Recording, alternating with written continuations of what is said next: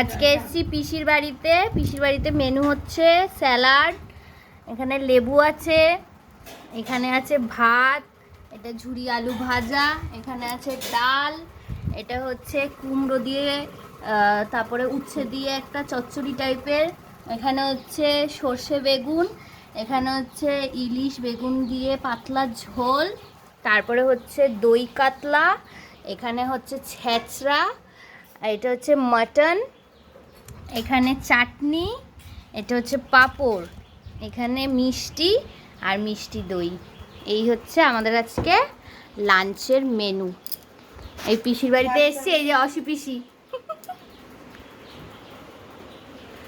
এই যে মা আছে, এই যে আরেক বড় পিসি আছে, ঠাকুমা, এই যে কাকি,